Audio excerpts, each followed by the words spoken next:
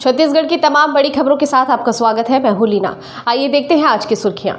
केंद्र में भाजपा सरकार के 7 वर्ष हुए पूरे, भाजपाई खुश तो मोदी पर बरसे कांग्रेस। जहां कोरोना कमजोर वहां पड़ी रियायतें, राजधानी में बार क्लब हॉस्टल की अनुमति। डीएमएफ रूल में फेरबदल पड़ेगी भारी, कमेटी से प्रभारी मंत्री की हो सकती है छुट्टी। मुठभेड़ में पुलिस को मिली बड़ी कामयाबी, इनामी महिला नक्सली ढेर, हथियार भी हुए बरामद। और कोरोना के मरीज और मौत कंट्रोल में जांजगीर जिले में हुई सर्वाधिक मौतें। अब देखते हैं खबर विस्तार से। केंद्र में नरेंद्र मोदी के नेतृत्व में भाजपा सरकार के 7 साल पूरे हो गए हैं। इस मौके पर छत्तीसगढ़ के कांग्रेसियों ने मोदी सरकार पर जमकर हमला बोला। कांग्रेस ने प्रेस कॉन्फ्रेंस कर मोदी सरकार की नाकामियों को गिनाया, वहीं भाजपा नेताओं ने मोदी के कार्यकाल को स्वर्णिम बताया। बीते कुछ दिनों से टूलकिट मामले में एक दूसरे पर हमलावर भाजपा और कांग्रेस के लिए फिर एक मौका था कि वे एक दूसरे पर जमकर अपनी भड़ास निकाले। ये मौका था केंद्र की भाजपा सरकार के 7 वर्ष पूरे होने का। इस मुद्दे पर अपना पक्ष रखने के लिए छत्तीसगढ़ की कांग्रेस सरकार के 6 मंत्रियों की प्रेस वार्ता आयोजित की गई। प्रदेश के वरिष्ठ मंत्री रविंद्र चौबे ने कहा कि पीएम मोदी ने 7 साल तक देश की जनता से मन की बात की, मगर कभी भी जन की बात नहीं की। मुझे मां गंगा ने बुलाया है बोलने वाले आज गंगा की धार देखे। गंगा जी में प्रतिदिन हजारों शव बहाए जा रहे हैं। उन्होंने कहा कि जुमल करने वाले, मन की बात करने वाले जनता का ध्यान हट जाए, इसलिए गुफा में ध्यान लगाया।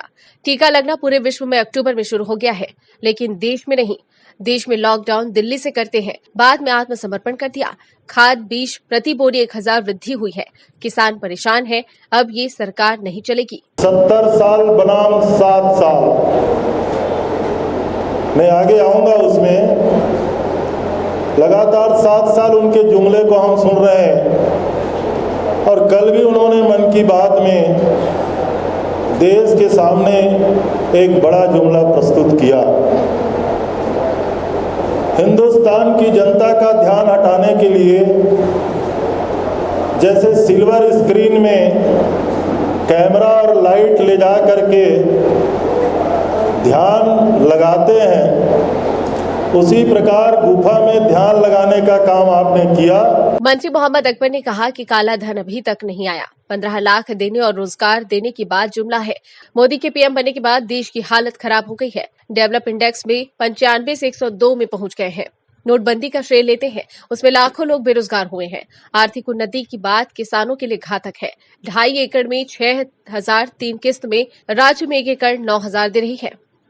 2000 अभी ये मई के महीने में कोरोना के बाद से 23 करोड़ लोग जो पॉवर्टी लाइन में पहुंच गए, 23 करोड़ जो गरीबी रेखा के ऊपर थे वो गरीबी रेखा के नीचे आ गए। इसी प्रकार से जहाँ तक 15-15 लाख देने की बात है, तो उसके बारे में जो इनके राष्ट्रीय अध्यक्ष अमित शाह जी जब राष्ट्रीय अध्यक्ष उन्होंने कह दिया था कि ये तो जुमला है। मंत्री कवासी लखमा ने कहा कि ये नरेंद्र मोदी दुनिया में सबसे ज्यादा झूठ बोलने वाला प्रधानमंत्री है। कोरोना में देश में ऑक्सीजन सप्लाई में फेल रहा है, लेकिन प्रदेश सरकार ने अपने सभी पड़ोसी राज्यों को ऑक्सीजन दिया। वहीं मंत्री अमरजीत भगत ने कहा कि मोदी के 7 साल फ्लॉप है। युवाओं से नौकरी रोजगार के नाम पर छलावा किया। किसान के लिए कहते कुछ और है और करते कुछ और है। ये किसान विरोधी सरकार है। भगत ने कहा कि 3 कृषि बिल लाकर किसानों का गला घोटा गया है। नरेंद्र मोदी महिला विरोधी प्रधानमंत्री है। ममता बनर्जी का उदाहरण देते हुए कहा कि पीसी से उठकर जाना प्रताड़ना का आरोप लगाना उदाहरण है। वहीं मंत्री प्रेमसाय सिंह टेकाम ने कहा कि बीजेपी मतलब भारतीय जुमला पार्टी है। इनका काम जुमले का ही है, जो कहते हैं वो बिल्कुल नहीं करते। एक एक करके देश को बेचने का काम किया है और जारी है। देश के यशस्वी प्रधानमंत्री नरेंद्र मोदी जी का कार्यकाल 7 वर्ष पूर्ण होने के अवसर पर भारतीय जनता पार्टी के द्वारा कार्यक्रम का आयोजन किया गया है। आज इस तिफरा में इस कार्यक्रम में हमारे बीच में भूपेंद्र सबन्नी जी, साथ ही अनीता जी, हमारे पार्षद श्याम कार्तिक जी, बलराम जी, हरीश साहू जी और सारे कार्यकर्ता हमारे उपस्थित हैं। यहाँ मुख्य रूप से कि कोरोना काल के जो संकट है उसमें एक तो टीका लगवाने के लिए सबको प्रेरित करना। भारतीय जनता पार्टी ने मोदी सरकार के 7 वर्ष पूरे होने के उपलक्ष्य में सेवा ही संगठन का संकल्प लेकर रायपुर शहर के सभी वार्डों में जरूरतमंदों को मास्क, सैनिटाइजर, सूखा राशन, छाता और गमछा वितरित किया। आज सुबह से ही भाजपा के वरिष्ठ नेता मंडल के पदाधिकारी, मोर्चा प्रकोष्ठ के अध्यक्ष और पदाधिकारियों ने शहर के विभिन्न वार्डों में जाकर कार्यकर्ताओं के साथ कोरोना पीड़ित परिवार की सुध ली। नरेंद्र मोदी जी के नेतृत्व में एनडीए की सरकार ने 7 साल का कार्यकाल पूर्ण किया है। इन 7 साल में हमने उस बुलंदियों को छुआ है और भारत देश को वहां ले जाकर हमने खड़ा किया जिसकी कल्पना हमारे देश के पुरखे, हमारे देश के राष्ट्र नायक किया करते थे। चाहे वो सीए का मामला हो, चाहे वो आर्टिकल 370 का मामला हो, चाहे वो राम मंदिर का निर्माण हो, चाहे ट्रिपल तलाक का मामला हो, ये हमारी पार्टी के जो मुख्य एजेंडे थे। इसको सही तरीके से जनता के साथ मिलकर कैसे क्रियान्वित किया जाता है, ये हमने कर दिखाया है। सुंदरनगर, राजेंद्र नगर में जनता के बीच पहुंचे पूर्व मंत्री बृजमोहन अग्रवाल ने कहा कि केंद्र सरकार जनता के हित में जो पैसे भेज रहा है वो राज्य सरकार नीचे तक नहीं पहुंचा रहा। मोदी जी के उज्ज्वला सिलेंडर, शौचालय योजना, प्रधानमंत्री आवास योजना के तहत प्रत्येक व्यक्ति के लिए कुछ न कुछ कार्य किए, लेकिन आज छत्तीसगढ़ में हजारों मकान राज्य सरकार के पैसे न देने के कारण अधूरे हैं। केंद्र सरकार 45 साल से ऊपर के लोगों के लिए तो वैक्सीन भेज रही है, लेकिन 18 से 44 वर्ष के युवाओं के लिए राज्य सरकार वैक्सीन खरीद नहीं पा रही। 19 में दोबारा सफलता, हिंदुस्तान के इतिहास में पहला प्रधानमंत्री जिसने पहली बार नहीं दूसरी बार भी पूर्ण बहुमत से अपने बलबूते पे सरकार लाई। हिंदुस्तान का इतिहास नहीं बताता कि 300 से ऊपर सीट लाने की क्षमता किसी व्यक्ति है। कांग्रेस कहाँ है? कांग्रेस का अस्तित्व कहाँ है? कांग्रेस किस राज्य में बचा है? कांग्रेस सबसे कम विधायक संख्या है, सबसे विपक्ष का दर्जा खो दिया जिस कांग्रेस ने। पश्चिम बंगाल में जिस कांग्रेस 0 में पहुंच गया, केरल में अस्तित्व जिनका खत्म हो गया, असम में सत्ता के ख्वाब देखने वाले सत्ता से बाहर हो गए। जनता ने पूरी तरीके से रिजेक्ट कर दिया। प्रदेश के जिन जिलों में कोरोना संक्रमण 5% से नीचे आ गया है, वहां के लिए शासन ने नियमों को शिथिल करते हुए कुछ बड़ी रियायतें दी हैं। कुछ श्रेणी में रायपुर जिला भी आ रहा है। केवल रायगढ़, सूरजपुर और जांजगीर चांपा जिले को छोड़कर 1 जून से होटल, बार और क्लब खोलने की सशर्त अनुमति देने के लिए कलेक्टरों को निर्देश जारी कर दिया गया है। छत्तीसगढ़ में कोविड लॉकडाउन को शिथिल करते हुए सरकार ने राजधानी रायपुर में 1 जून से होटल, बार और क्लब खोलने की सशर्त अनुमति देने के लिए कलेक्टर को निर्देश जारी कर दिया है। इसी के मुताबिक रायपुर में 1 जून से होटल, बार और क्लब को रात 10 बजे तक खोलने की अनुमति दे दी गई है। इन स्थानों पर केवल 50% लोगों को ही बैठने की अनुमति होगी। रविवार को पूरे प्रदेश में लॉकडाउन रहेगा। शासन ने अपने आदेश में कहा है कि जिन जिलों में पॉजिटिविटी दर 5% से कम है, वहां पर शादियों की दावत और दूसरी पार्टियों की छूट होटलों और विवाह स्थलों पर दी जा सकेगी। शर्त यही रहेगी कि वहां पर सभागृह की क्षमता के 50% लोग या अधिकतम 50 लोग ही रह सकेंगे। इससे ज्यादा लोगों को किसी भी हालत में वहां नहीं रखा जाएगा। छत्तीसगढ़ जिला खनिज संस्थान यानी डीएमएफटी के नियमों में राज्य सरकार द्वारा किए गए फेरबदल पर केंद्र की नजर तिरछी हो गई है। बताया जा रहा है कि डीएमएफ समिति से प्रदेश सरकार के सभी प्रभारी मंत्री बाहर हो सकते हैं। केंद्र सरकार ने आदेश किया है कि डीएमएफ समिति में अब जिला कलेक्टर के अध्यक्ष होंगे और क्षेत्र में सांसद समिति के सदस्य होंगे। छत्तीसगढ़ में कांग्रेस सरकार बनने के बाद डीएमएफ के नियम में बदलाव किया गया था। राज्य सरकार की बनाई व्यवस्था के मुताबिक राज्य में जिलों के खनिज संस्थान यानी कमेटी में जिले के प्रभारी मंत्री अध्यक्ष रहेंगे, जबकि कलेक्टर के पास सचिव की जिम्मेदारी होगी। कांग्रेस सरकार ने डीएमएफ की कमेटियों में विधायकों को सदस्य के रूप में शामिल किया था। कांग्रेस विपक्ष में रहते हुए ये सवाल उठाती रही कि चुने हुए जनप्रतिनिधि को अधिकार से वंचित कर कलेक्टर को अधिकार दिए गए हैं। अब देखना है कि क्या राज्य सरकार केंद्र के आदेश पर अमल करते हुए डीएमएफ के लिए नया कानून बनाएगी या फिर डीएमएफ का राज्य सरकार का अपना ही कानून चलेगा। दंतेवाड़ा के गुमलनार के जंगलों में हुई मुठभेड़ में 2 लाख की इनामी महिला नक्सली पाइके बेको को डीआरजी के जवानों ने ढेर कर दिया है। जवानों ने घटनास्थल से हथियार और अन्य सामग्री भी बरामद की है। छत्तीसगढ़ के नक्सल प्रभावित जिलों में नक्सलियों का आतंक लगातार जारी है। दंतेवाड़ा जिले से खबर सामने आई है। यहां पुलिस और नक्सलियों के बीच जंगल में मुठभेड़ हुई। इस दौरान पुलिस की गोली से 2 लाख की इनामी महिला नक्सली पाइके बेको ढेर हो गई। मृतक नक्सली प्लाटून कमांडर 16 की सदस्य थी। शव के साथ कंट्री मेड बंदूक, पिट्ठू, आईईडी और दवा समेत और भारी मात्रा में नक्सली सामग्री बरामद हुई है। आज गीदम बांगापाल क्षेत्र में नक्सलियों की प्लाटून नंबर 16 की प्रेजेंस की खबर आई थी और ये खबर आई थी कि वो नेशनल हाईवे 63 पर आकर कुछ घटना को अंजाम दे सकते हैं।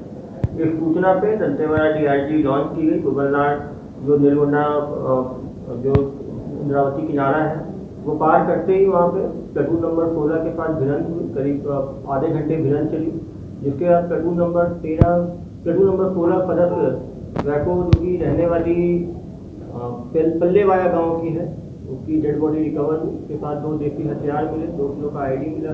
छत्तीसगढ़ में कोरोना के कल 2163 मरीज मिले हैं, वहीं 32 लोगों की मौत भी हुई है। प्रदेश में कोरोना मरीजों की तुलना में 2 गुने से ज्यादा मरीज कोरोना से स्वस्थ हुए हैं। स्वास्थ्य विभाग द्वारा जारी आंकड़ों के मुताबिक प्रदेश में 24 घंटे में 5,651 मरीज कोरोना से स्वस्थ हुए हैं। अच्छी बात यह है कि प्रदेश में एक्टिव केस की संख्या घटकर 35,741 रह गई है। सूरजपुर में कल भी सर्वाधिक मरीज मिले हैं। सूरजपुर में 185 मरीज मिले हैं, जबकि जशपुर में 182, सरगुजा में 147, रायपुर में 136, जांजगीर में 119, रायगढ़ में 160 और बलौदाबाजार में 101 मरीज मिले हैं। वहीं जांजगीर में कल सर्वाधिक 8 लोगों की मौत हुई है, जबकि रायगढ़ में 4, सूरजपुर में 3, रायपुर में 2 की मौत हुई है।